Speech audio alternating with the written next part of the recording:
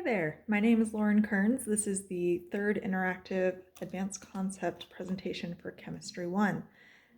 Today we are going to be doing a experiment for acid-base reaction. So we are going to be using baking soda and vinegar. I do not have white vinegar, so we're going to try out rice vinegar. So depending on how diluted this is, that'll kind of determine how successful the experiment is. So yeah, let's get into it. A little background first. The vinegar is our acid and the baking soda is our base. So technically baking soda is bicarbonate or NaHCO3 and vinegar is acetic acid HCH3COO. So what we are going to be seeing in this reaction that we can't see in the chemistry of it is that these chemical formulas are going to be broken down. So say you're looking at a molecular formula, this is what's happening at the ionic level and the net ionic level.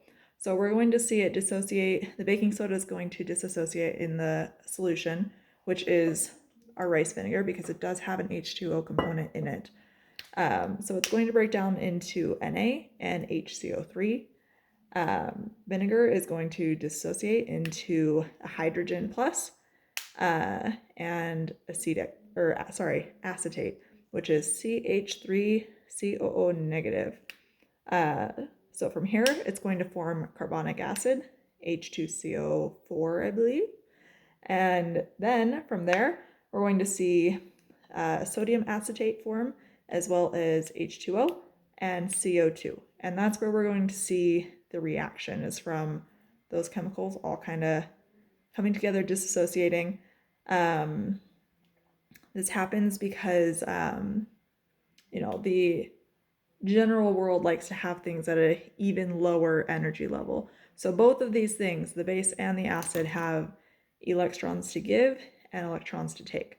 So whenever they react together, it's going to try and even them out in a way that feels more even and acceptable to the universe or whoever is controlling these chemical reactions.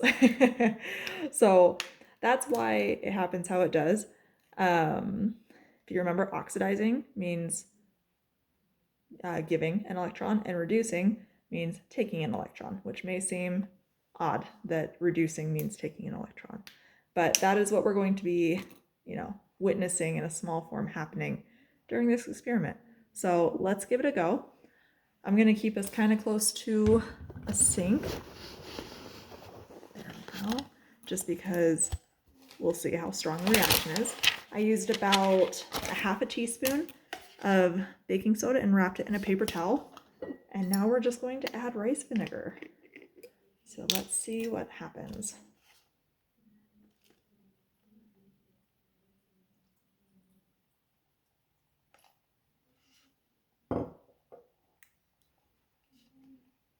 So not too much. Let's see if I add a little bit more.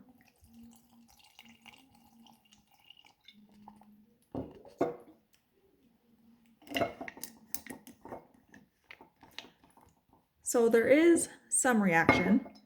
It's kind of fizzing. If you can see or hear that, it is fizzing. So not a super strong reaction. The meaning for this could be a couple things. It could be the paper towel, keeping the reaction a little bit slower. It could also, like I said before, be the fact that the rice vinegar is a little bit more diluted than, say, standard white vinegar. You may get a stronger reaction with a vinegar that is less diluted, but generally most vinegars have the same chemical properties and generally the same formula, so it shouldn't matter too much what kind of vinegar you use. It is still bubbling very quietly. So the bubbles that are coming up are of course the CO2, because CO2 in this reaction comes out as a gas. H2O of course is created, and that is kept in here, and the rest of it is just kind of dissociated into it. If there is a, solid left, then that would be something else to look into, but I don't believe there should be too much of a solid anywhere in there. So that's what's happening with this experiment. Again, very, very mild reaction, almost nothing. If you can hear that. Yeah, very, very quiet reaction. So likely from the diluted rice vinegar. But either way, it's a good example of an acid-base reaction, and kind of shows what happens when a weak acid and a weak base are added together.